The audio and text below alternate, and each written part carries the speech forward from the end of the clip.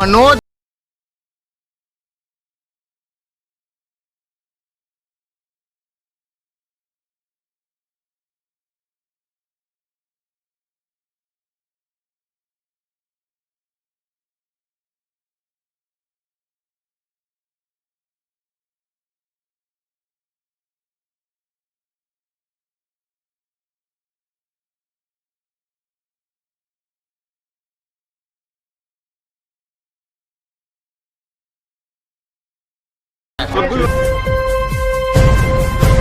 की बात पे आपत्ति है तो पार्टी फोरम में जो है बात रखनी चाहिए थी, ना कि ट्वीट के माध्यम से। अगर कोई बात होगी तो उस पर पार्टी में जो है संज्ञान में हम लोगों ने लिया है और इस पर हम लोग बात जो है चर्चा जो हम लोग करेंगे।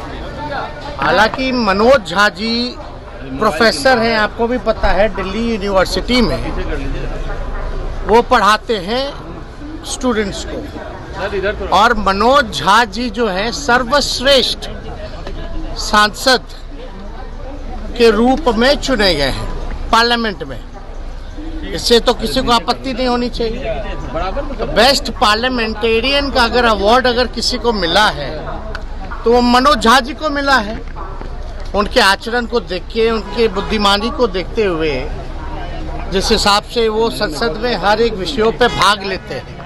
और जो चर्चा जो हो रही है ये महिला आरक्षण के समय में जो उन्होंने बात रखी थी कि भाई पिछड़ों महिलाओं को, अति पिछड़ा महिलाओं को जो है इसमें आरक्षण जो है सुनिश्चित करना चाहिए, ताकि गांव की भी महिलाएं, पिछड़े समाज की भी महिलाएं या अति पिछड़े समाज की भी महिलाएं या माइनॉरिटी की महिलाएं जो हैं इस आरक्षण का लाभ उठा सके। इसी विषय पे उन्होंने जो है ओम प्रकाश वाल्मीकि जी के पाठ को जो है वो दोहराया है। तो वो जो आज के संदर्भ में अगर आप देखिएगा तो चंद ही लोग जो है देश चला रहे, चंद ही लोग जो है देश के संपत्ति को बेच रहे।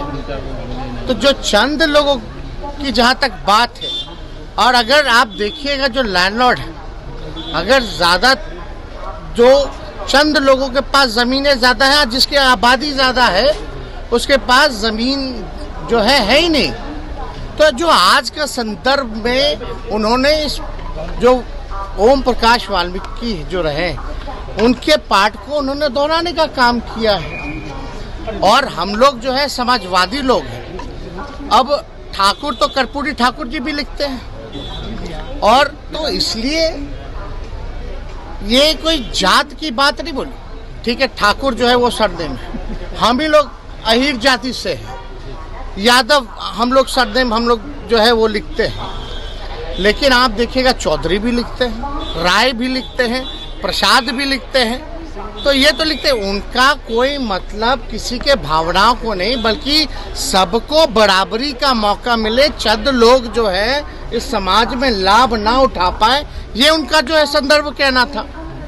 तो कहीं ना कहीं से राजनीति में तो आप लोग सब लोग समझते ही हैं, इसी तरीके का राजनीति चलता है। लेकिन भाजपा के सांसद विदुरी पार्लियामेंट में खड़े होकर अजीब शब्दों का प्रयोग करते हैं, गाली गलौज तक आ जाते हैं। लेकिन आप लोग उनके बयानों का तो पोस्टमार्टम नहीं कीजिएगा।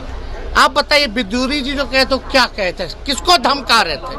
आतंकवादी बोले, कटुआ बोले, क्या क्या नहीं बोला उन्होंने, उग्रवादी बोले। क्या एक्शन हुआ?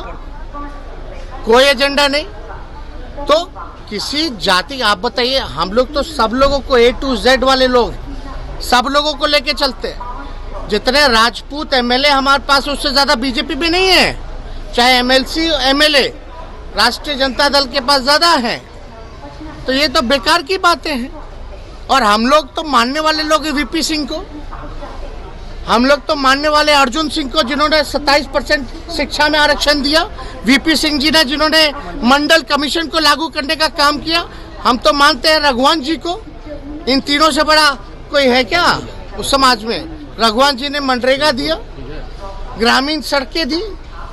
तो ये सब बेकार की बातें हैं, लोग उलझा करके लोगों को रखते हैं। अब इसमें बताइए, अगर हमारे दल में भी अगर कोई व्यक्ति ऐसा भाजपा के लोगों को कहता तो हम इसमें भी खेद जो है प्रकट करने का काम करते हैं। हिंसा हम लोग क्या समाज को संदेश हम लोग देना चाह रहे हैं? तो ये लोग कुछ अपने बेनिफिट के लिए सब कुछ ना कुछ लोग जो करता रहता है।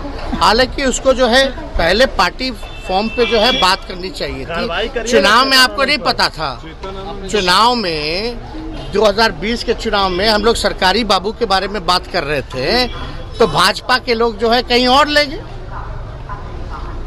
हम घूसखोरी के बारे में बात कर रहे थे, भ्रष्टाचार के बारे में बात कर रहे थे, लेकिन वो कहीं और लेके चला गया। तो ऐसा नहीं है। आज का जो परिदृश्य है, जो स्थिति है देश की, जो कुछ लोग जो कब्जा किए हुए हैं उनके बारे में है, ना कि किसी जात के बारे में। वो नकारात्मक बातों पे टिप्पणी नहीं करनी है।